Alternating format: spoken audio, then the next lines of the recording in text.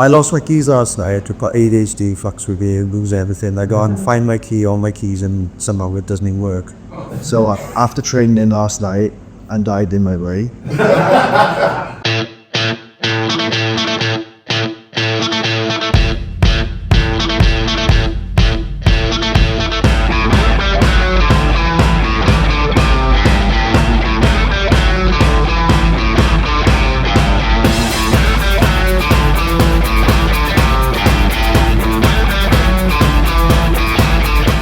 Welcome back to One Man Podcast. Yeah, just One Man Podcast.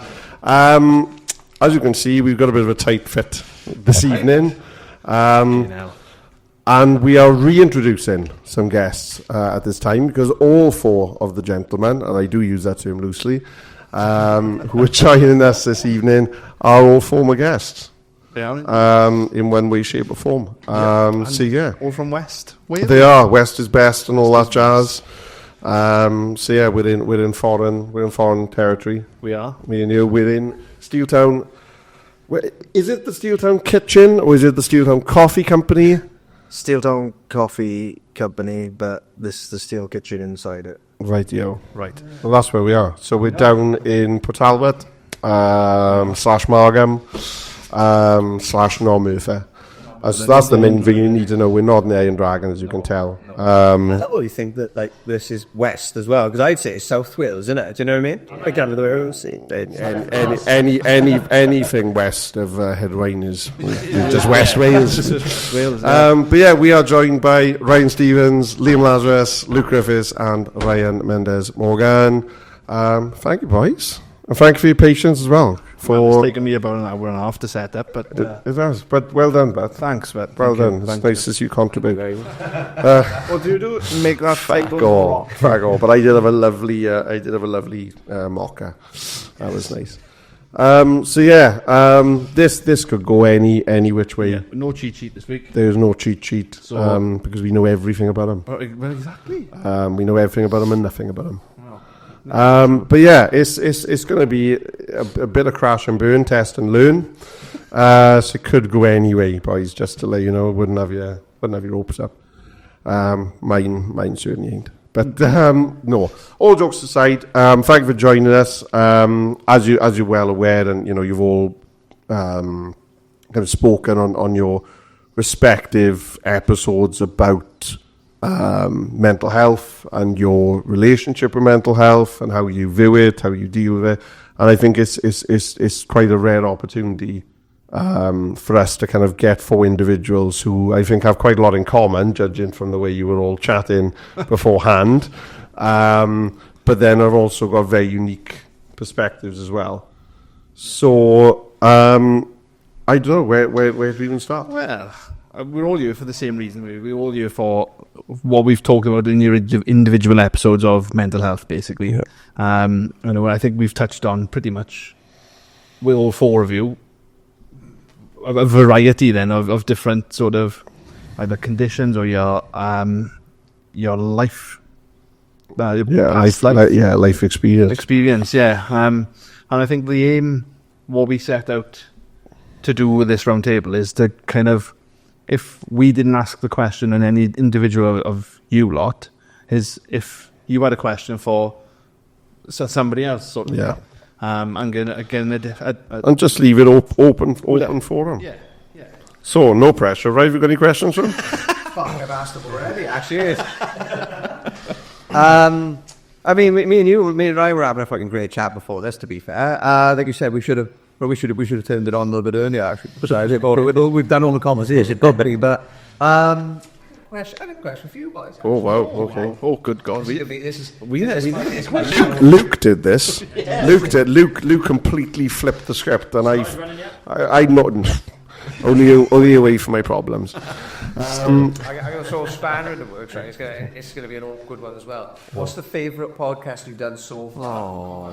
Of the four of you? No, of any of the ones you've done. Oh, it's none of you four. Safest way to do it. Yeah, probably the awkward. That's I do you know, and it's not a cop out because we've said this before, haven't we, about how every single podcast has it's got its own unique flavour. I do think there's some really catch you off guard.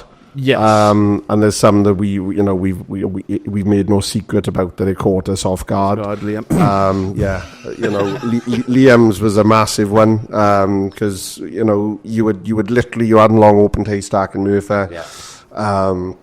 I knew Reese, who was working for you at the time, and we spoke about it would be a cool venue to go and film at and all the rest of it. And the aesthetic's cool and then we were like, how do you want to be on it?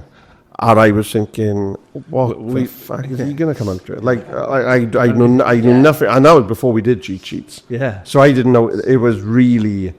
and all of a sudden... And then you just come out to this kind of, Jesus. Yeah, it was good. It was a great experience, actually. I think overall it was class. Actually, we enjoyed it. Good. Episode the 9. back end of it as well was good. Yeah, that was early on.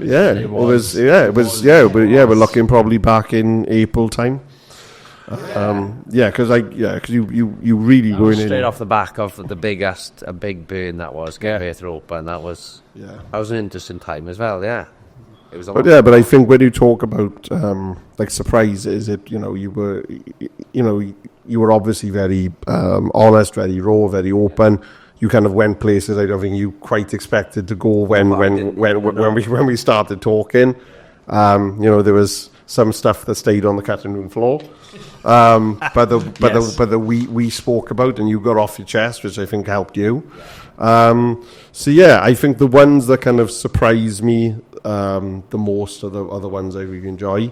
But I enjoy them all. I loved the episode that we did with Ben. For those of you that could listen to it. Oh, fuck off. Jordan didn't put the fucking audio on. He didn't come from far.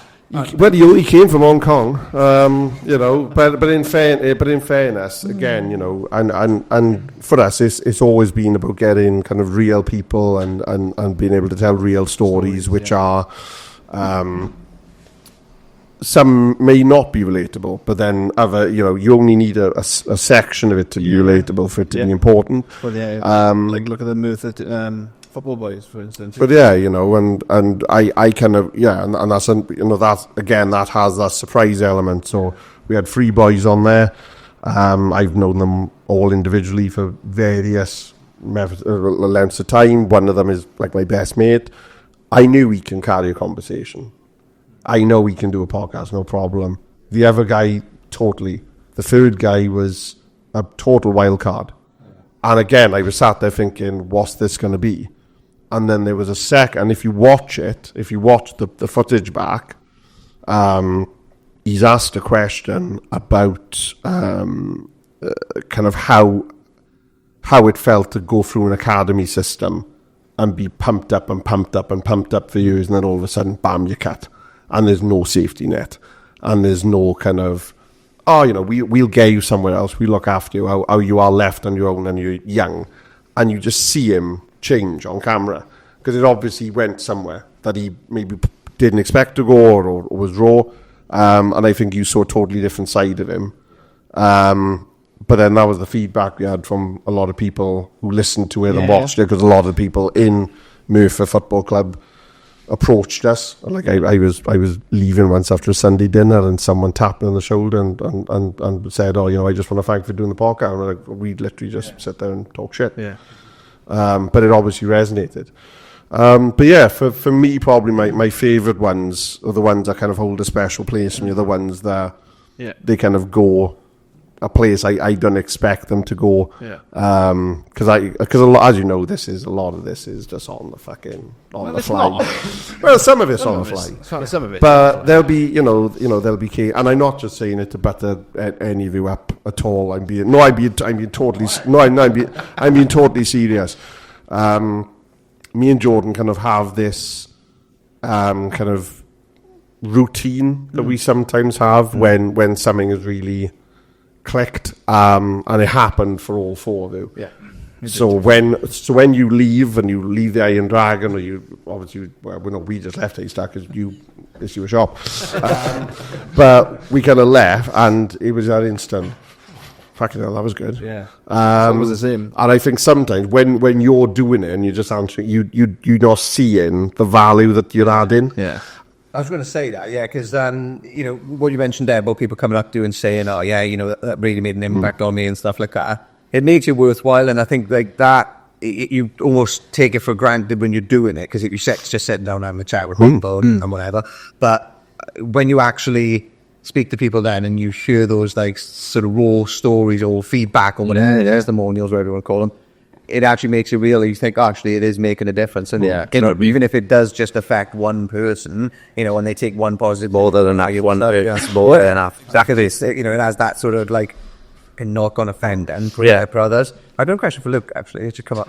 Sorry. Yeah, you mentioned at the start about like you kind of went into like past with people and things before, and I thought, okay, future would be a good place to think. So when you go to Dubai next week, you said, innit? Are you nervous for that, and also what made you want to do it? Yeah, I actually had this discussion in gym today.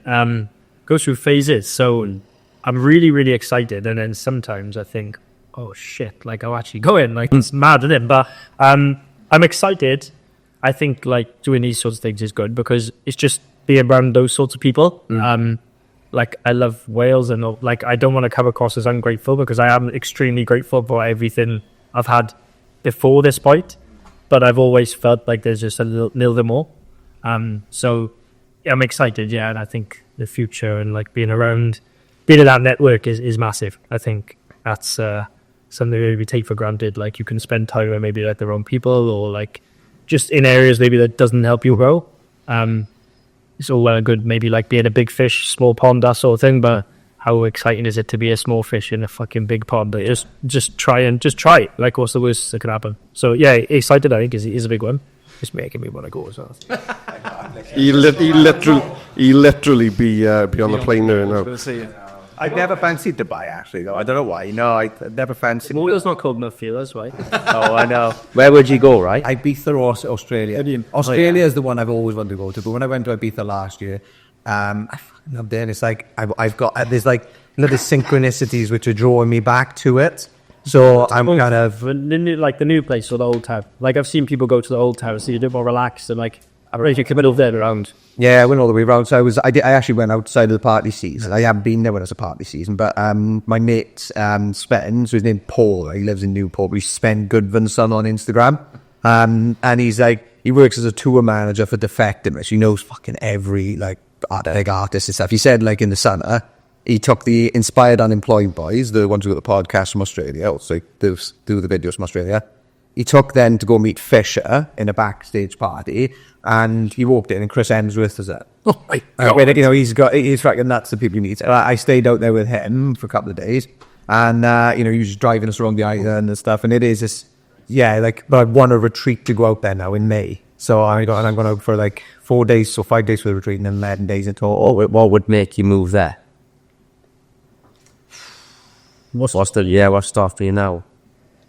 Do you know what? Like my dog.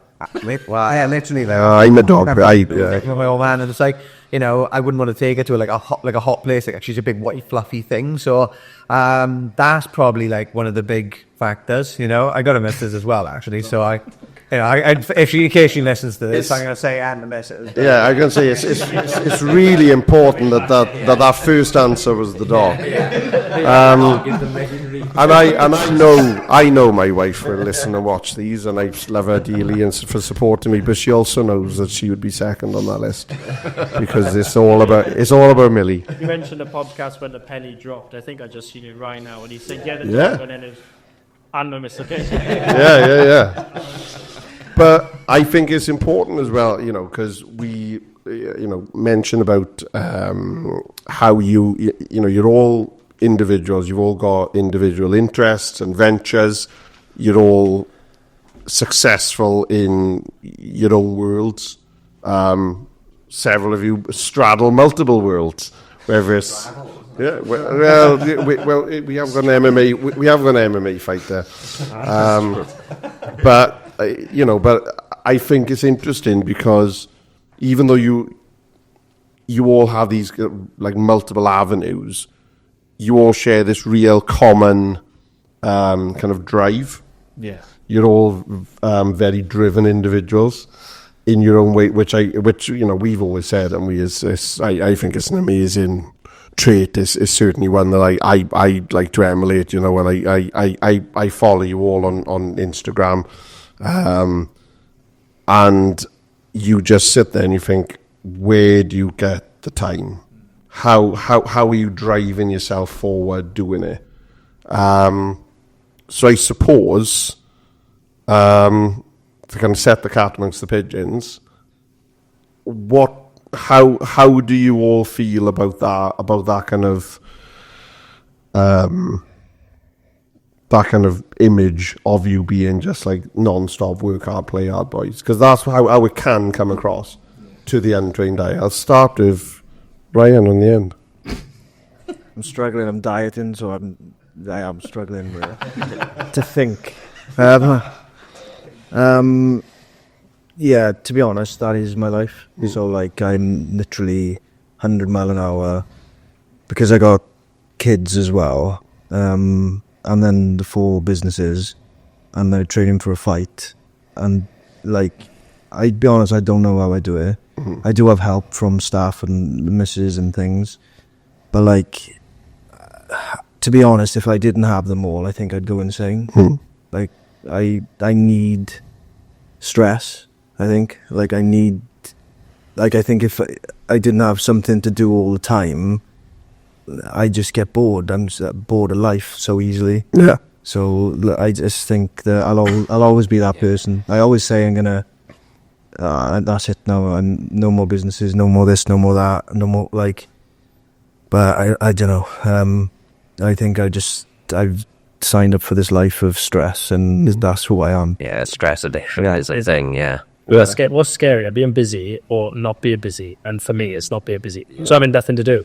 I'd be like, oh my god, I don't know what. Yeah, you stress really, really. Yeah, because I'm looking at you when he's talking, and I can see your brain because a lot of it is really registering. It's like it is addicted to stress, and like I only found this out after like knowing I was going to have an okay life with one haystack, and then I was like, oh well, why would I do that? Yeah, I was just like, why would I do that? And I was like, obviously I'm going to try and grow it to the moon. And I was like, what? No, it's just like, oh yeah, it's because I'm addicted to the highs and the lows, which is not like, is it healthy or not? Who knows? But exciting getting stuff, isn't it? It was like, yeah, it's not exciting having stuff; it's exciting getting it. Like the journey is the bit. Do you know what? 100%, and like progress equals happiness as well. That's not my quote. Someone fucking else said that, but just take that one for yourself. You can put that as subtitle. Source unknown. Like progress like equals happiness. I seen that, and I thought, because for me, I know full well, like you said, if I'm not, I don't want to say pushing all of the time, but if I just don't feel like I'm moving in a direction that's meaningful, or like moving in a direction. So, for example, like, you know, if I haven't got a run or a big challenge on the horizon, for example, it doesn't mean that I am bored of life, or it doesn't mean that, like, you know, life becomes mundane. But I think there's a part of me after a while which kind of goes, yeah, hang on, I haven't done a fucking ultra marathon in a little while. I want to go and do something, and then all of a sudden thinking, but like, yeah, like you said, I think some people are happy staying on like a surface level. Just into bits. I can't comprehend that. Like, I've got to be, like you said, progressing in different ways. And I do think that the dopamine that we get from that, it makes us feel good. It makes us feel happy. The fact that we progress it in whatever respect. It could be in a relationship, could be with creating a podcast, could be with our jobs, like going up the ladder, or moving from a completely to a different job, or setting up a business and seeing the growth of the business. Like you said, I think, you know, if the business is just stagnating, it just makes you feel a bit like, oh, right. It's incredible how you fit 4 businesses and kids in that mind. To see my world with kids and it now is like, it's something I can't imagine. No, I really couldn't. Like, I could not, in my current situation, I could not see time and for you to balance that. Yeah, it's incredible. It really is. Remember when you said like making time? You mentioned earlier, didn't you? Like sometimes stuff just gets dropped on your lap. And it's like just happens. You make time, and that's what I always think will happen. I gotta work, to make it work. Well, I wouldn't get up time, but if you had a kid, Well, like you absolutely would. Just before the podcast, my eldest daughter was messaging me. She probably wouldn't be happy with me saying this, but whatever. She's just like, oh, Dad, I'm struggling a bit. I'm like, you know, I'm feeling a bit down, I'm getting anxious, and I said, like, Sophia, you are my daughter, so I need you to commit to some sport, or I need you to get some more goals, because she hasn't done it. She's always been a bit anxious about it. And I said, like, if you're like me, which you probably are, if you don't pick up a sport or something you're going to be obsessed with or do well with, you're going to be sitting there with your emotions, it's going to eat you alive. You've got to start something, like, and I said, she said, will you pay for me to the gym membership? And I said, yeah, of course I will. I'll do anything that's, like, she usually asks, can I have money for Wagamamas? And I'm like, yeah, Jesus, do you know what I mean? It's like 20 quid just for a meal of her kid. Like, I give it to her, but I feel like it's just money for, like, she hasn't earned it. So I begrudge giving it to her sometimes. But, like, you know, whatever the gym membership is, I'd gladly pay, because I'm hoping she'll get addicted to it, because kids are just on their phone, like, it's too much. I'm on my phone too much. But, like, I feel like I have a right to be, because I have to look after my businesses. I bet you've used that one a few times. Yeah, I've used that. It's true, isn't it? It's like, yeah. I go on holiday. I'm on holiday on my phone, making sure the shops are alright. I just can't help myself. It is horrible to say that. Like, I feel at the dinner table, like, opposite my girlfriend, it is a horrible thing to have to do. And I look at other couples and the phone's, like, in the pocket. But it's different. that's impossible for me to do, which is... That'd be nice. No, Matthew McConaughey says, I think, he doesn't like to use the word impossible, because it's kind of like, you know, we can all do it, we can all do stuff, but, like, it's just like you said, at the minute it feels like, how the fuck could I do that? How can I just step away from it? But, you know, in a way, it should be like, that's a challenge in itself. Yeah, exactly. You could say, I'm going to go run a marathon or half marathon or whatever, something that's tough, something that we find difficult. But actually, the challenge is doing something like that. Like, for me, we talked about it just now, like, giving up Instagram for a month. It was because I wanted to create a bit of space with it. And also, somebody come up to me before, and I think they were being quite passive aggressive when they said it, to be honest. But I was in the spa with my missus, and he's like, a guy.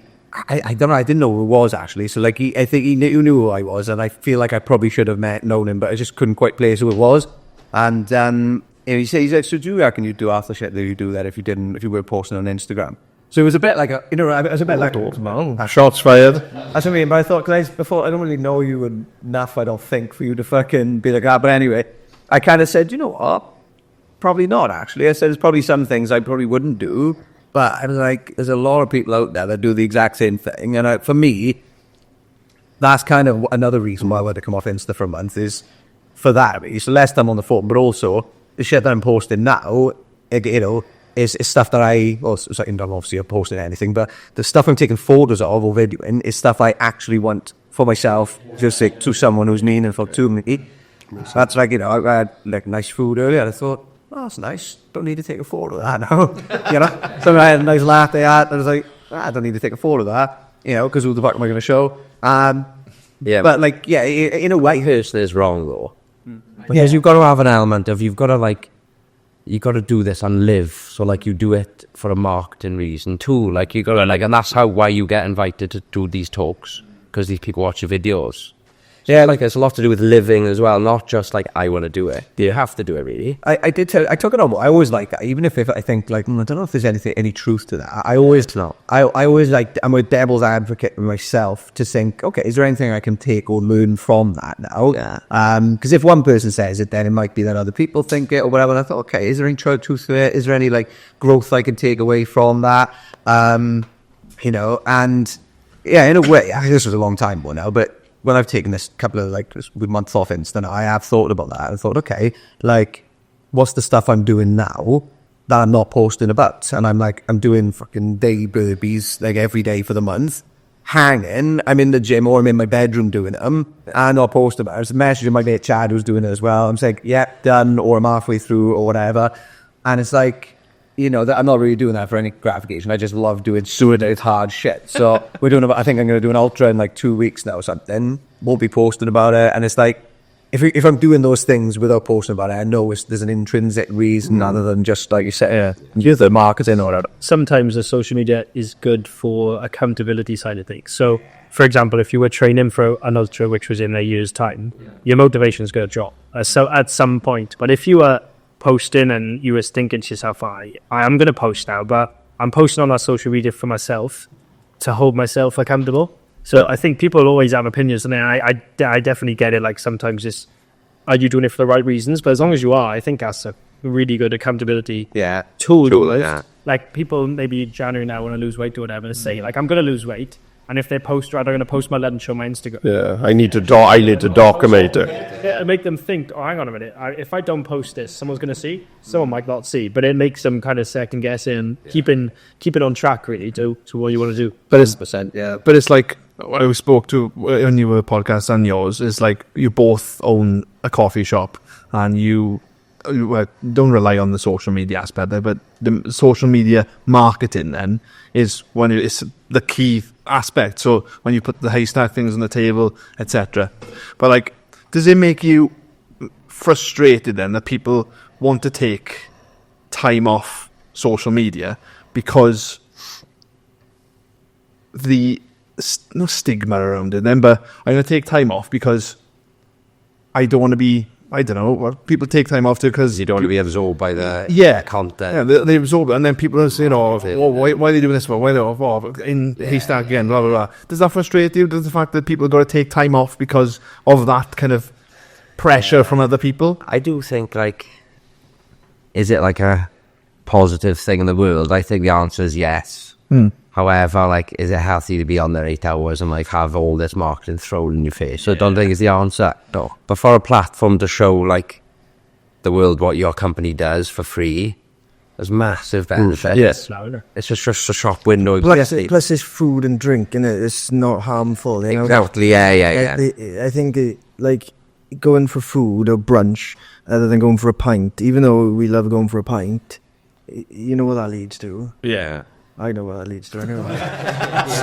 So like, you're in our industry, I think you're telling people to go and have a good time in a nice place and have nice food with your hands. Right? Yeah. Well, this is why you're in it like this. This is why you get these on. Yeah, that's what it's all. What really pisses me off, okay, and like full respect, because like I'll be honest, and yeah, I don't say this to many people, but like because of the success of like the haystack, like is someone that I look up to in that industry. So like I would love to absorb whatever you've done to, you know, because I've done other things, but this, I haven't accomplished this. This is a growing thing for me. Yeah. You know, with us, all that's like, I really think hospitality is horrible. yeah, and it's hard, you know, yeah. Like, I really do. I think it's one of those industries where it's hard. Like, I'm openly going to say it. Like, everyone thinks their industry's hard, and I do appreciate that. But I honestly think, like, the cards are a little bit stacked against you naturally. Yeah, but like, because of all the variables. And I know. I forgot what I was going to say because I'm dieting. But like I used to say, haystack, awesome, everything. I love everything about it.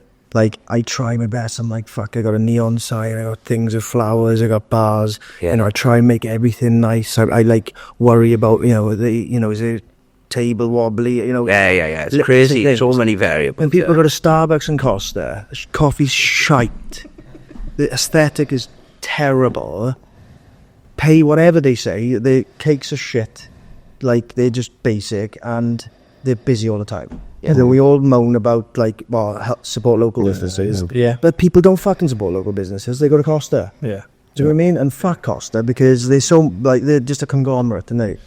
And Starbucks and all that. Don't get me wrong, I used to love them before I knew what coffee was. You know, Starbucks, I'd put it on my story. Oh, yeah, I got Starbucks. You open a fucking Starbucks, it's frothy. Do you know what I mean? Have you ever opened up a Starbucks and seen latte art in it? No. And don't tell me they time the grind, is it? Do you know what I'm saying? And it's like I always remember coming in the shop the one day into Haystack, and it was like pissing down outside, and I was like, oh, where's he? And he was up the back, and he just sat there, I guess. And I say, what's wrong with you? Why am I in hospitality? Why do I do this to myself? But it's I think the reason that you do that to yourself is the same reason that you do what you do, and look good and you do some of the crazy shit that you do. Is because it gives you some sort of purpose. It drives you. I think it's incredible. I think all four of you are incredible. I've said it before, and I'm not saying it to blow smoke. I truly believe it. Our favourite food then, everyone's favourite food. Everyone's favorite. There you go. Yeah, we can do a death row meal. What's your death row meal? Starter, dessert. Oh, Starter, main, and dessert. Starter would be halloumi. Main meal would be a massive mixed grill. Absolute fucking huge. Well, like 60 ounce. Oh, yeah. Well, like a highwayman type one. Well, you won't have to worry about the meat sweats, what do you? No, that's true. And for dessert, I've done a 60 ounce mixed grill. No, see, especially there. Oh, for dessert, probably a cheesecake, I think. nice. They approve. My starter, yeah, I'd probably have fried halloumi with a sweet chili dip, and then I'd have my Chinese order, wouldn't I, with brown sauce. and then I'd have it sounds like I'm just copying, but I'd probably have cheesecake because I do love a cheesecake. Yeah. I have got into waffles recently. Not those type of waffles. But no, I do like the massive waffles. I've never tried to do pancakes. No, I haven't. Which really bothers me that I never I have done. literally, I go into there, like, I'm gonna have pancakes. Yeah. Pancakes. Triple XL, bro. A lot of people do that. Please, thank you. Yeah, it is the pancakes, I do. A lot of people do that. They come in like, I'm going to try this funky dish today. And they get there and go, I'm quite hungry, I'm having an XL farmers. Like, yeah, you do it a lot. When you go to the pub, I'm going to try that. I'm having a mixed grill. It's safety. It's just safety. Yeah. It's like that, you know. It's what was it, like a fortnight ago where I rang you at like a lunchtime and I was like, please tell me you got them Cinderella pancakes. And he was like, why? I said, because my missus is looking and you're not on there and she is losing her shit. Because she's in everyone. I'm going to try this and try that, and then it ends up, I love Kinder Ale pancakes. What's your death row meal, right? I'm sitting here and I was like, I don't know what to say. So starter, I don't know what about starter, right? So if I'm going for a nostalgic type meal before death row, before dying, it would be pasta. Well, you don't know yet. You may have stay of execution. This is true. Do you want a second meal then? Ham or pasta and tuna, right? I know that's a boring answer. That's my nostalgia. Starter? No, I fucking starter off, yeah. I don't know what that is. What do you mean? But yeah, for the because I used to have that at my nan's house when I was younger. Okay, nice. It's a bit of a nostalgic one, but if I was going for like flavour someone, like Maine, Pizza Boy's garlic bread. Have you had that? Yeah. It's just fucking, it's filth. I seen one of the boys who were there. Obviously they're twins and so I don't know which one it was, but I was like, I should do a dirty man. He's like, what do you mean? I was like, you're a dirty man. He was like, you should have put that in the menu. It was unbelievable. And I think dessert would be sticky toffee pudding with custard and ice cream. Nowhere does it with both. Nice. Exactly, yeah. You want custard ice cream? No, I want both. Yourself. I do like a bit of custard. I had many arguments with people about that, like in staff. I'm like, can I just have both? No. I'm like, well, can I just pay for both? No. I'm like, why? Oh, ice cream, you got custard, you got sticky toffee pudding, just put them all up. Yeah. Yeah, boring as fuck. That was actually Give him brilliant. Mr. Lazarus? Shoot us. I'm going for prawn cocktail sauce. Well, not a fancy one, like a shitty one. What, like 1980s? Like where the lettuce is just cut off. And it's not the big prawns, it's the little dingers. Yeah. It's the little dingers. It's the cheapest one with a massive slice of lemon, like a cheap prawn cocktail. I love that. And I think I go burger. I think I would. Like, I just love burgers. I think burgers are the one. Eat with your hands. Chips. And then I'd actually go, I think I'll go Joe's ice cream all day. Oh. I actually would. I'd just go Joe's. The amount of times, I think a few people in Swansea do this, which is they'll look at the menu and go, are we near a Joe's? Yeah. We're not going to order any dessert. We're going to go to Joe's. I think that happens quite a lot. I really do. Yeah. Joe's is fucking fantastic. Actually, I'm going to change my sticky toffee pudding. It's a loop. It's like a Mendez ice cream with chocolate bits, raspberry sauce, but add it layered. Oh my god. It's not like you thought about it. Yeah, but though it makes me shit my head off. But death row, I'm going to work. Well, here, what are you? Luke? Well, yes, starter. I think potato skins, like with cheese. Nice. Oh, okay. Frankie Denny's done banging him. Dip or whatever it is. Yeah, nice. Death. If I would have access to a kitchen before death, I would make my own chicken wraps. But they're not going to leave you around sharp objects, eh? It's going to pre-slice the chicken, and then I'd have a chicken wrap with halloumi, lettuce, peronaise. I think that would be me. Okay. Then if not, I'd have a Cheesecake Factory chicken parm pizza style. So it's like a chicken schnitzel with pizza tomato sauce on top, cheese, and then like the pasta from chicken parm on top of that. Ridiculous. Do you have one of them when you went to Boston, yeah? Do you have one of them when you get to I Boston? don't even know what to say. I asked the question, all right? Yeah. He just wants anything. Well, you got answers, none, is it? Because you're on a diet. It's not a diet, apparently. Prawn cocktail, I'd probably go with.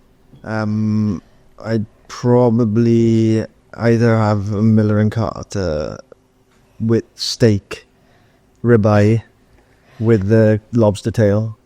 Nice. I got the hash brown things from there. Yeah, they're nice. Yeah. That, with the chips, obviously, loads of vinegar. And then dessert would be Letty's Bake, which we stock here, by the way. Nice. Cookie pie, the Bueno cookie pie, heated up 20 seconds with ice cream. I'm telling you now, it's the one. For those of you that aren't you, right, there's a feeling and a look in his eyes. because he's fucking starving. I keep looking at you. God, I know, and I'm just like... That's the face. Yeah. It's like a food connection with it.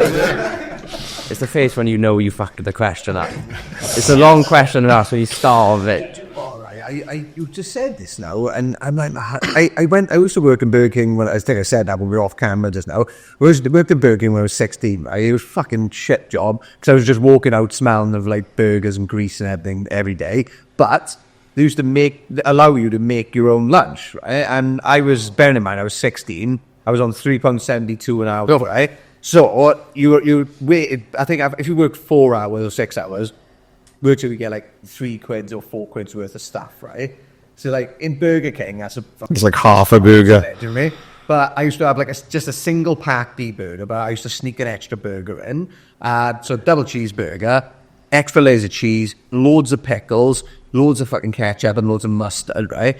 Freshly made, and obviously made myself. That was fantastic. So I'm thinking like, I wouldn't mind making one of those as a little stuff. So you fucking your nan's food off for that, are you? That's the start. That'll be. That'll be the start there. I did choose that. I'll chuck that in at the start. That was good, to be fair, but I wouldn't go back to work at Burger King just to make that. No, and when I order it from there, it just doesn't taste. It sounds like every 16-year-old kid's dream. Yeah. I've got to be honest, I'm 35 and this sounded pretty good to me. Have the t-shirt. Sounds pretty good to me. 1 sec. What was that, right? Going that there, so I can actually know Burger King like burger. So, off food, because otherwise I can't even look at Mendez at the moment. It's really it's this anger. No, but all jokes aside, I think it's fair to say that you've all had very different journeys to where you are now.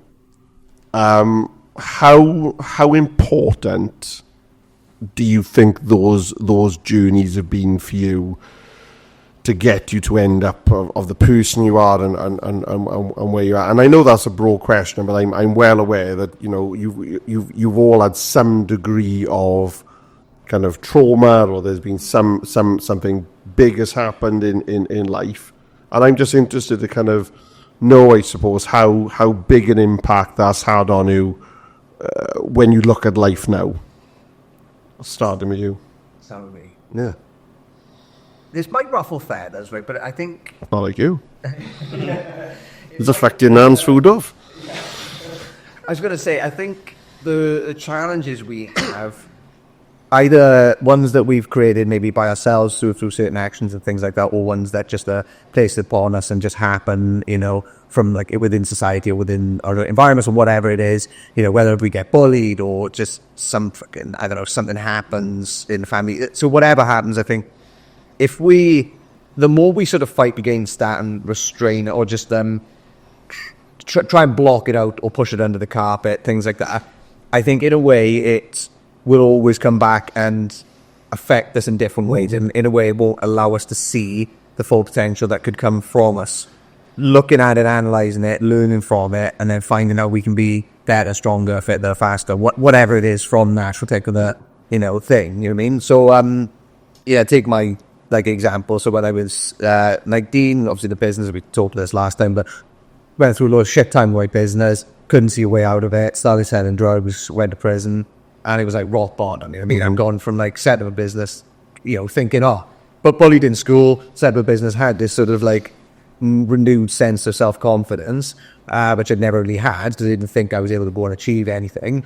And then all of a sudden coming plummeted back down to earth, so, to rock bottom.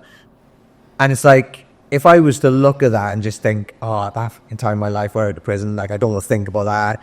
It was a stupid mistake, and just almost packaging up the failure, packaging up the shit time or whatever, and just putting it in the cupboard. It's just out the way. If I'd done that, I wouldn't be thinking about the lessons to learn from it. And it doesn't mean you've got to go out there and say, I did this and this is whatever. But I just think analysing it, looking what led up to that point. And instead of looking back on it with shame or sadness, thinking, why did that happen? Look back on it and think, that may be who I am, even though I don't know necessarily if that's a good thing right now because it's brought all this other stuff with it. I know I can try and make it into something that I will eventually look back on and recognise as something that's defined me. I got a question for you, actually. So do you feel like when you had the business and when obviously when it hit shit street and then you started selling or whatever, at what stage did your goalpost change from your happiness change from I think obviously when you wanted to run a business or and then the only way to get there was selling or whatever, the person that you wanted to be, is that different to where you want to be now? And when was it in jail is when it changed, or when for you did it change to actually my goalpost maybe changed to helping people now rather than being the Billy boy? And when did that change? So I always say this, right? So the seven drugs thing, I literally went to stop anyway. I was doing it for 3 months or something. Went to stop when I walked out of the business because I was like, I can't fucking deal with this anymore. Wow. Got a job in Admiral and I was like, oh shit, I'm around positive people and stuff. And then I was like, oh, actually they're just normal people. I've just been in a shit situation. So I was going to stop anyway. And I very much doubt I'd ever gone back to doing it. And it was just so happens I got caught that sin. Yeah. But I would say I didn't know what I wanted to do in my life up until mid-20s. But then when I came out, I went to work. I did loads of qualifications. I went to work in the substance misuse sector, working with people in the prisons and stuff then. And I thought, I quite like this because I was using an experience that I'd had to try and help other people. And also I was recognizing, even though their situations are so much worse than what mine have been, I was seeing how I can pull stuff from my own experiences to help them. And they were there was real value in it for them actually, which I was surprised at because they hadn't experienced maybe the same as me, and or they'd seen maybe the journey away from it and thought, actually that could happen for me. So I dipped my toes in, I'd say, in 2016, 2017 when I went into that job. Then went back into business, set up a clothing shop, then a food delivery franchise thing for a couple of months, a website doing fashion and stuff. And I was a bit none of these things are working, because I'm trying them for a year and a bit. None of them working.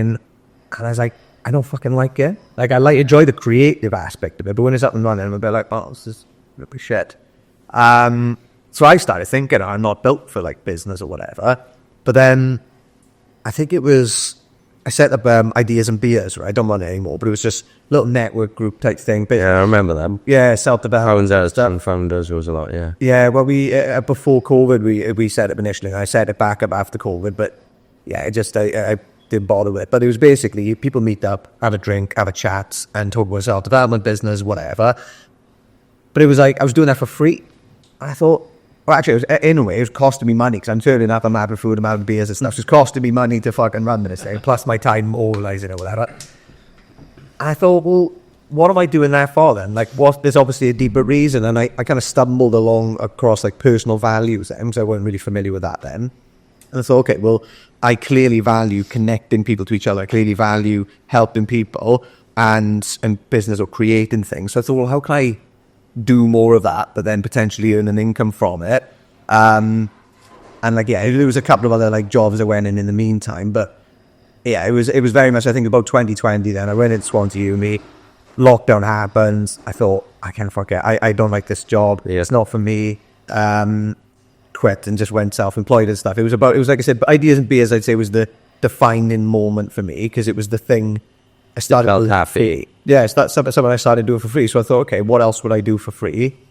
And, is there a way I can turn that into a business or whatever? And that was very much it. So I don't do anything now that I think, there's some stuff I do for money. So like, I don't know, trying to think now. So like I do a pro dad course, right?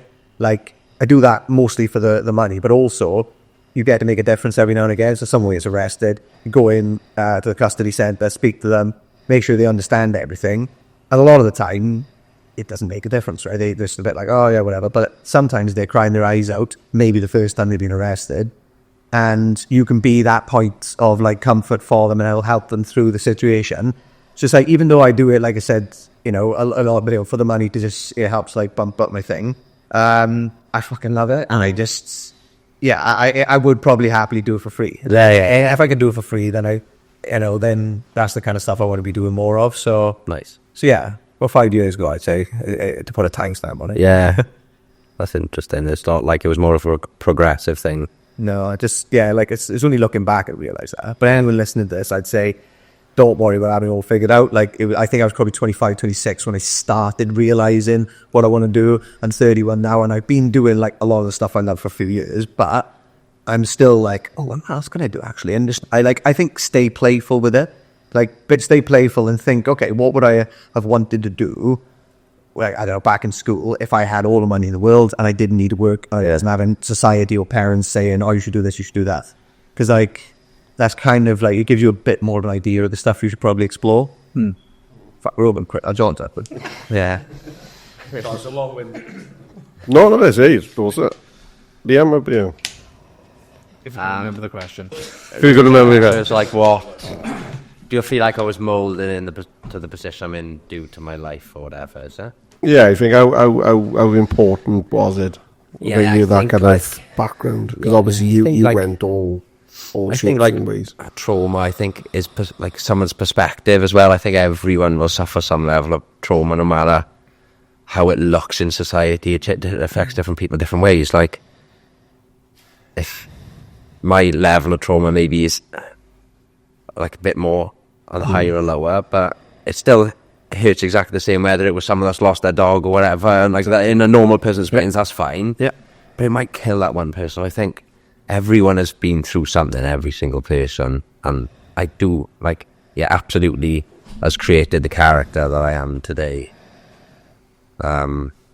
everyone's pain is valid as well, like you say. Yeah, everyone's is valid. There's no because right or wrong pain. I remember you saying back in your episode that you didn't really get it. You didn't really understand Everyone thinks mental health or whatever until certainly until the year now before last. You know, and it kind of was bam in your face, and you got to deal with it. Like, as you said, like, no one really knows. Don't worry about not knowing what you want to do. I don't think you ever find out exactly. No. So, like, really, really don't worry about it, because I don't think you ever exactly know if you're on the right path. Well, you know, you said you wanted to just base it on one haystack, and now you go Yeah, exactly. opening a third, like. Yeah, I think it has moulded. Definitely the drive to try to be successful and make changes has come from wanting gratitude or whatever from childhood, definitely. Yeah. Definitely. As I think it is for most people. As I think it is for... Yeah, well, yeah, you know, it's you can go through a big trauma and then think, you would say, there's like the end of the tunnel. Exactly, yeah. But then you don't see what is there because it's just a bright light. You can see if you get in there, but what's at the end there? You don't know. Yeah. And all of a sudden, the best things could come out of Yeah. what's And happened. I think it's important as well to remember that trauma is very subjective. Because trauma for one person may not be trauma for someone else, and likewise, you know, what what may break one person may just be like, it's like water of a duck's back for me, and vice versa. So yeah, I think that's important. I was going to say that because, like you said, I think, you know, it could be the example I'm thinking of is like, so when I was like, I would say bullied in school, it was like just constant, relentless, like, well, put it this way, right? So the boys in school, it was always banter to them, right? But they had a different nickname for me for every letter of the alphabet. I swear my fucking God. It was quite fucking, it's quite funny looking back, but at the same time, it was fucking relentless. So like, but if you take the example from me and just put it on, like, let's say, a young girl in school, 13 years old, right? So like interacting with social media or whatever, seeing all this different stuff, these different people and these diets and, bikini models and all this kind of stuff. And, you're seeing all of that, but then you've got maybe someone in school then will maybe be jealous or just say, oh, you look fat. Or, just one little comment like that fucking sits with somebody for years and they won't even necessarily realize it. Yeah. But like, in 10, 15 years time, they might be they'll have particular behaviors or whatever. And it's only if you went to, say, therapy then. Yeah, it's a byproduct of what I'm... Yeah, you really unpack it. Yeah. Or, actually, this girl called me fat when I was like 13. And then it's maybe developed into this eating disorder. When you look at the impact that's had from such a seemingly small type thing, like that's where you're saying it is very subjective. Because that might be, for a lot of people, might go, fuck off, you prick. You might say that. But then for other people, they really like take that on board and it just molds their personality going forward. So, yeah. Well, there's episode 1, isn't it? Episode 1 of the Incredible Sulk Beer, boys. That's right. Incredible Sulk. That's what he was called in school. And actually, right, putting that on, me speaking about that on the first episode of what we started, putting that as the title, the amount of people that reached out to me from school that I haven't spoken to. Yeah. I just, sorry, and... we didn't realise it hit. Yeah. Wow. And some of them were genuine, and some of them were trying to cover their asses. Yeah. I'd be like, when we said, I didn't mean that. It was all banter. It weren't to me, though. Yeah. And I think that's, and that's important, Like, I'll be honest, I remember being in Merthyr out on a night out about 10 years ago, maybe longer. And I was having a great night, and I saw this individual across the bar, and I went from being in my mid-20s at the time, and I'm 6'2" and big and burly and all the rest of it, and louder than life and all the rest and all this nonsense. And I went straight back to being that kid who was bullied. And I was looking at him thinking, oh my God, don't come over here, please don't say anything. And I'm thinking, I'm older. I got at the time I was probably just about to buy my first house. I had a job, and I avoided them all night. I went out to my way to avoid them. Do you know what's mad though? Like a lot, I think everyone has had people who, when you were younger, they like slightly bullied you or slightly intimidated you, and then when you grow up, they're the, like little quiet. And I. It is, and that's what had happened. And I was stood by the bar chatting, and I couldn't do it, and the person. And he's not even that person anymore, but he's made you into that person. And he said, listen, I know you see me, and he said, I wanted to apologise. And I was a bit, I don't trust, I don't trust. He said, listen, what I didn't do, and I know he said, but it was audible. There was no need for it. He said, and I've seen you on social media. And I said, oh, right, what do you mean? He said, you've got a family that loves you. He said, I don't talk to mine. You go away on nice holidays. You've got a tidy job. He said, I got none of that.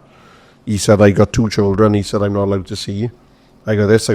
And he says, I just want to say sorry. And I buried the hatchet with him there.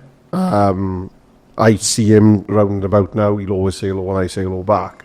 But I always appreciate him doing that. But I'm also thankful that whether I was ambushed or not, I kind of give him the opportunity, because there was part of me thinking I got to walk away because it's just too much. Because it was, as you said, if you've ever been bullied, it is unrelenting, because it doesn't just happen in school.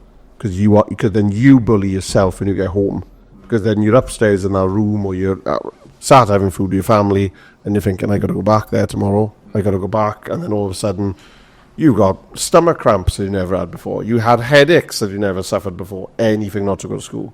But then you kind of, and there's nothing worse than being normalised, where you kind of think that it's happening to you for a reason. So yeah, I've said before, I think I looked right on the lens of one of the cameras once, and I turned around and I said, I fucking hate bullies. Same thing happened to my mate, actually. Sorry, that happened. One of my mates was the bully, actually, right? So when you said that, exactly the same thing happened. So, like, you know, he's one of the boys at school, and funny enough, when I was in year 7, he fucking, he, like, him and one of the other boys, they started, like, mess about fighting, and sort of, like, pulled me into it. And I was a bit of a geek in year 7, right? And, I, like, I'm trying to, like, shake him off, and I was like, fuck off. He went, what do you fucking say to me? And then, like, what happens, right? So then the next day, you're walking into school, late, because I'm always late to everything, but he was always later than me, right? He was like, anyone knows, and he's late as tits to everything. But he came up behind me. To be honest, I always say to him that, like, these days, I'm like, what you did as a little thing was beautiful, right? Because he walked up behind me, kind of, like, clipped my foot as I was walking, so I sort of stumbled. But as I stumbled, he's grabbed my head and bloody bounced it off a wall. It was a spectacular move, right? I don't fucking say, I'm not saying that for any use, as it was a bit of shit, you know, but anyway, no, his same guy, he was a nasty piece of work in school with, like, some of the, like, the, you know, the geeky guys and stuff like that, for lack of a better word. But, you know, there was one in particular, he was horrible to him. He pissed on his bag and things like that. He was really shit. But me and, like, this guy, we were out in town 8-9 years ago, maybe. Yeah, about 8 or 9 years ago. And we see, like, this guy, and he was, like, working in town with the taking photos and things like that. And in fairness to, like, my mate, and he actually walked up to him, and I heard this, but he didn't do it so that I could hear it, if that makes sense. So I just picked up on it. And he walked up to him, he said, oh, look, you know, he said, I just want to say, I'm truly, truly sorry. Exactly the same things, truly, truly sorry.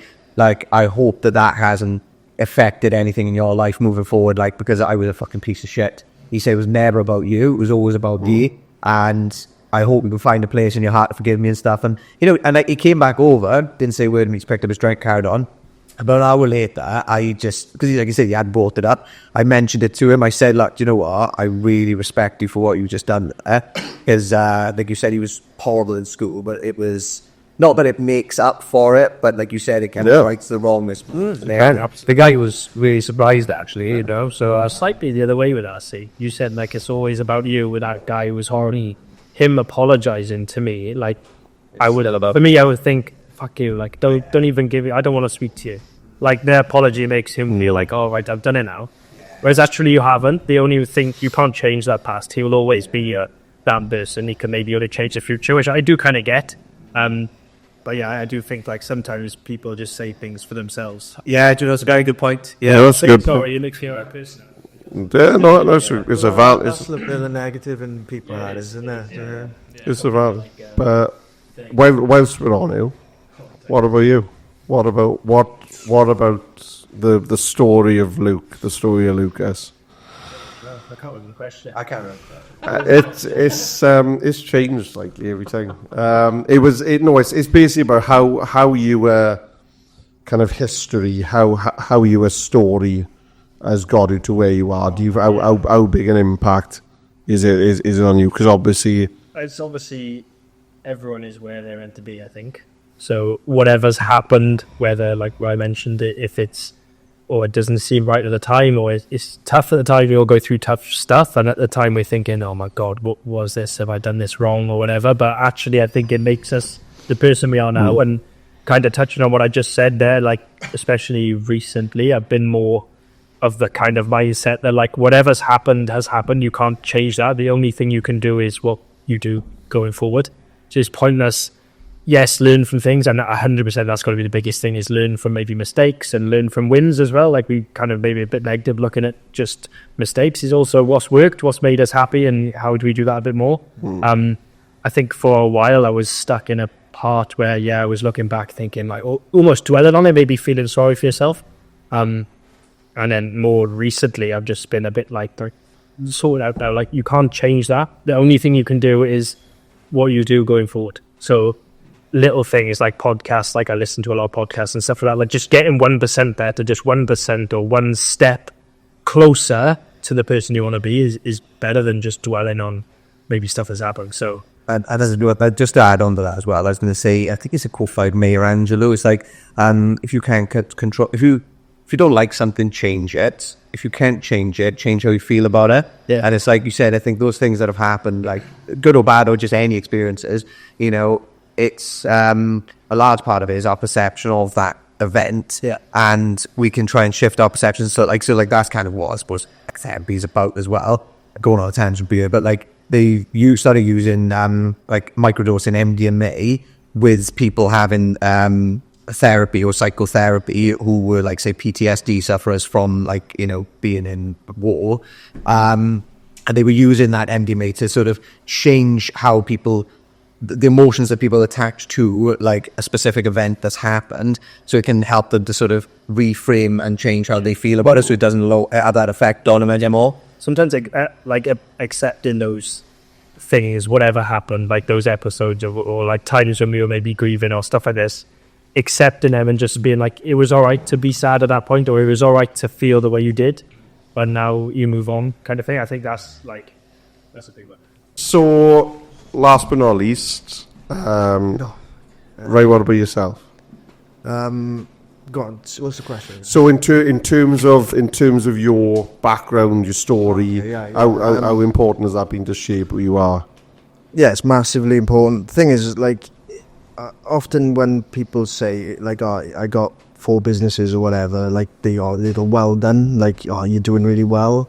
But I, like, genuinely don't think I am. Like, I think I'm doing okay. And I'm not saying that, I'm not saying that, like, to be modest, if that's the right word. I just don't think I just think it's okay, I don't really, I don't know, I just don't, I just always think just as long as I'm moving forward, it's okay. But, like, I've done some mad things in my life, and I've had quite a few mad things happen in my life, and I think they're good because I feel I got experiences that I could help my children or people, friends, because I've been there, done that. Like, and I think if you haven't been there and done it, how can you really tell someone anything? Yeah. So, I don't know if that's a valid thing to say, but I think... No, I'd agree with that. I don't think there's any experience like lived experience. Yeah, and, like, I'll be honest, I've done loads of drugs, like, and I think, how can I tell my daughter not to do it or how to deal with it if I hadn't done it? Do you know what I mean? Probably shouldn't have said that really, but I've just done loads of shit. Like, I've had a very eventful life, and if people know me, they will know it's been eventful, and some good, some bad. But like, yeah, when people just say, "Oh, you're doing well" or whatever, I just think I'm doing okay, but it's not even about doing better. I just think I'm just living. I'm just living like, and I think a big thing which people like struggle with is like with Instagram. It's like, oh, she's in Bali, or like she's in Thailand, and like I should be that person posting that pic on the beach, and like that's why I worry about my daughters that thinking like, and it is because you would look at it and like. I don't care what anyone says. We're all a victim of it. Even in a little bit, you'd be slightly jealous or like of something. And I just think that like, just okay is you don't have to be on a beach in Thailand to be successful, or going to Dubai to be successful. I just think people have got to be like happy with okay. Like, and some people's okay is amazing, and it's a lot more than someone else's okay. But I think it's going to be a real issue with youngsters coming up, like, because they want like all the makes and and this expensive things and like the way of life, and I just think that like I'm trying to drill into like my daughter that you don't have to be unbelievable or like a famous person, and I got to be okay with that too, because I've always. I think everybody when they're younger wants to be famous, and they shouldn't famous. Like that was like my younger years was I want to be like famous at something and rich enough to do so many things. But now I just want enough to have some free time and have some nice things. Yeah, and it's mad how I think as you get older, you don't want as much, but you just want more time. So yeah, I don't know. But it's I think it's the most precious commodity that there is, and is time, because there's simply not enough of it. No, as we see it, we see that the healthy man wants everything, but the sick man only wants. Yeah, one thing. Yeah, it was one of the best sayings I ever heard there. Yeah. They interviewed loads of people on their deathbed, and they said, "I'll give my entire life's worth to have another hour with my son or daughter." Yeah. That's incredible. That's success. It's actually silly to think of. Yeah, and success is subjective as well, isn't it? Because what you said there is like some people will, like you said, look at the fact that, I don't know, they got their own home, for example. Some people will look at that and think, that's it. Like I'm like, you know, I got my own home and just for there. But then other people will own like maybe even a bigger house or more expensive house, but they're like, it's not where I want to be. Like, because, yeah, and I think that it's a bit of a blessing and a curse, because like you got to look, if you want more from yourself, or you know, hold yourself to a higher standard, you know, you will probably like reach for more and achieve more than say other people. But then the cost of that is your happiness and stuff. And there's a book called, this is an ever mouthful, right? Called the Almanac of Naval Ravikant, right? Fucking mouthful. But anyway, one of the things that he said in that was, I've forgotten it all. Do you remember to say the fucking name of the book? And I can't remember the name. It's oh my god. Come on, the king of quotes. Come on. We'll dub it over. It'll be like one of them bad West End. Whilst you look, I'm going to come back to that. whilst you look, I do have a question for you, which is like quite to do with what you said. And I know, like, you want to run for businesses and you don't like recommend it. It's like crazy. You want to work really hard. So with it, what would you push? What avenue would you push it? If your daughter came to you and said, "Dad, I want to run my own business. That's what I want to do," would you be like, "Well, hold your horses. Like, I'm out here every day having like a tough time in my head trying to run this," or would you say, "Oh yeah, I love the fact you want to do it," or try and stick to let's just try and be what's generically a normal job and push her that way? What would you? Because that gives you more time. As you said, you don't have time, and that would give her more time. It's hard because Something I think about. she what I would do. thinks of me as this business person, and she says to my mum all the time, "Oh, I want to do business," and like, I just think I think, as you kind of said earlier, I don't think you push someone. I think you can try and push someone, but they'll always go into what they're gonna do or what they're gonna do. Like, I don't know, maybe like, I'd love if she comes to me when she's older, I want to manage your shops. I'd love that, you know. But I think people go to what pulls them, or maybe like they'll get a friend and environment. I think it pulls. I don't know why I ended up doing all the stuff I do. Why do you think you ended up doing how you did? It's like Why I do think about it, and what if I had a son or if or a daughter, I do think about what, and I think it changes when you actually, and I don't know how it feels, but I think it might change with and you'd be proud or whatever. But a little bit of me would love the idea of them being like a little young hustler, yeah. But then Little lads pulling coffees and stuff. I think like you've got to sacrifice then. Like that life is like, I don't see my mother as much as I would like, and then he would see me less if he chose that life, and it's like, oof. Yes, it's got a tough thought. Stick It's not really nice. Pay in it. Stick to having your holiday pay, your holiday hours. Yeah, but I 9 to 5. it's nice. It's fine. And I can tell you this much. It's like people are like, "Oh, I do want a 9 to 5." But I've heard famous people say that shit, and I'm like, I don't think there's nothing wrong. That looks like a happy life. Yeah, nice. Go home and enjoy their family time or whatever. Like, they're not on their phone and worrying, "Oh, is this Steeltown going to be busy tomorrow?" And do you know what I mean? Other sunbeds, it's the seasonal time of year. Like, I literally rack my brain every night. Like, and it's hard. That says I'm in an orange, and what I would. It's tough. What when you hush, it's tough. Yeah. Surely they will. I haven't got kids, but like, it seems like what you get on mentioned, like, it doesn't matter if you go 9 to 5, it doesn't matter if you're in a small house or if you're doing this or you're doing that, but if you're happy where you are. It's perspective, yeah. But I think that's what everyone struggles with, isn't it? Yeah, it's being happy. Being grateful, that's it, isn't it? No one is. Do you know what I did? So when I started, before I started my business, I knew I was in NHS working like finance and stuff. I knew I wanted to do something. I knew it was not me where I was. And I read, the first book I read was The Secret, which is like the law of attraction, which I'm kind of skeptical about now. But at the time, it was really, really good. And I practiced every single morning. I would say 10 things I'm grateful for. And it would be like little things. Like, I'm so grateful that I can breathe today, or like that my body, or like the fact that my parents are in the house and I just left, and it helped me so much with that gratitude. And that's actually something like that probably changed perspective a little bit. Is I always try to be grateful for what we have. Like, yes, there might be a little bit more, that's great, but it's so like amazing to acknowledge even like where we are now. Speaking to you guys, like, how class is it that we actually all know each other, we can all speak, we can all share experiences. I think being grateful to where you are is massive. And that's I was going to say, I meant to say that earlier when you were talking about it, because like you said, I think that's something I've recognized. You know, I've always looked at people who've like achieved like, you know, a life that I would sort of want to kind of live or whatever. And I thought, like, what's the consistent theme? You know, I've met and thought, like, you know, just like, I don't know, like, let's just say The Rock now as an example, right? That's bad for a bad example. But, you know, he always talks about, like, grateful. I'm like, so grateful for you guys, blah, blah, blah. But like, I kept hearing the word grateful. And I thought, actually, if you think, you know, when we're looking for something that we don't have, what we're really saying to, like, the universe or whatever is that we don't have enough. We're not enough yet, or we don't have enough yet. So that we're putting ourselves in, like, a scarcity mindset, which feeds into more scarcity, which feeds into less, or feeds into...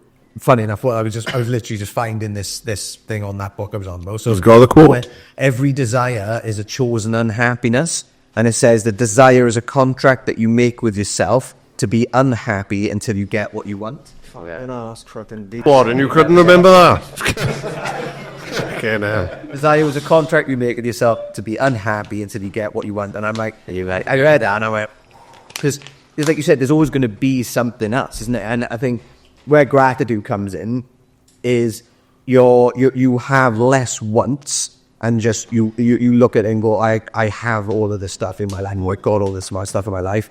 But then, you know, a sideline to that, which is a bit of a fucking darker turn, is like, you know, memento mori. I think memento mori is that. And you got it. I got it, dude. I got it. You know, this, you're going to die. Or remember you're going to die. Remember you must die. That is an error. Yeah. And it's like, kind of don't hold on to anything that we've got, because You're only here for a limited amount of time. Apparently, it was. I read it was what soldiers would tell generals, the Roman generals who would stand back from fighting and think, oh well, I'm a right beard on the back line, and say, oh, don't worry, remember you must die as well. We all got to die. So, on that happy note, I was going to say a quick roundup then. Yeah. Last question from me is, from when you first, you've started a journey, or four of you started a journey. Probably we've said in other podcasts that mental health wasn't a subject you would talk about. No. A quick word or a quick sentence of this point in your life. What does mental health mean to you? Word association. Oh yeah. Word association. What does mental health mean to you? Quick fire. What does mental health mean to you? I'm not well. Yeah, because the very and I'll just chuck this as just like a grenade and then leave. But what I was going to say was about success being subjective as well, because for some people, just getting out of bed in the morning is successful. If you were really in a bad place and it's, you know, just getting up and facing the day, you know, you haven't got to worry about, you know, that I've just won a world championship or I've run my fastest. For some people, it's just like I opened my eyes and I decided I was getting out of bed. So I think that's just important. Ryan, going to come to you first. What mental health means to you At this point now. At this point, right here, right now.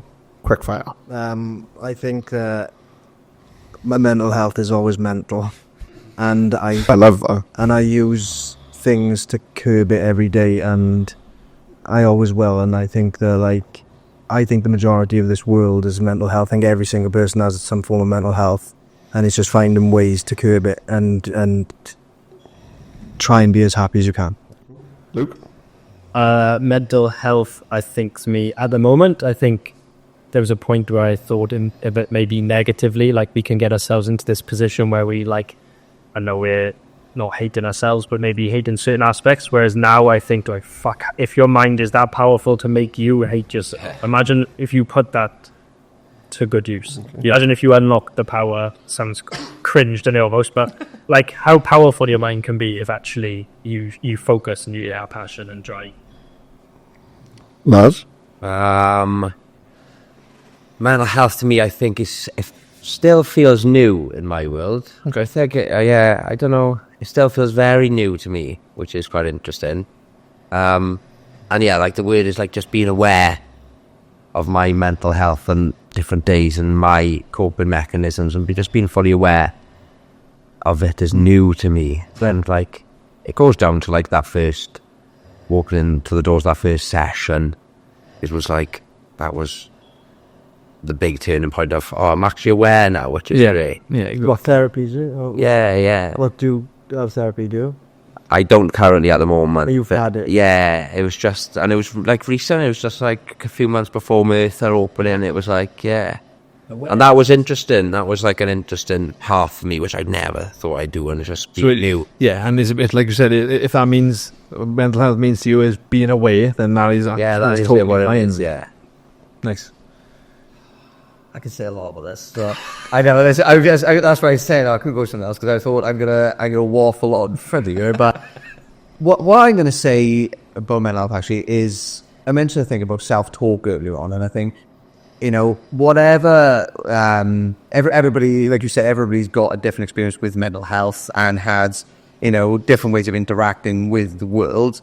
What I'd say is, like, when it comes to self-talk, we've all got a voice in our head. Actually, most people have got a voice in their head. Like, actually, not everybody does. There's some people who don't have that, apparently. But, you know, if you've got a voice in the head, it's telling us, oh, I shouldn't have done that. I shouldn't have said this. It's the chatter. The chatter. And I think, for me, I would say, whatever somebody's experiencing, whether it's anxiety, whether it's depression, whether it's stress, whether it's suicidal thoughts, or they're experiencing self-harm or an eating disorder, or any number of different things, overworking or stress, you know, be mindful of or learn to listen to that inner voice, that self-talk, and just pay attention to what that is saying and think, okay, is this sentence that I am saying to myself right now feeding into the person that I would love to become?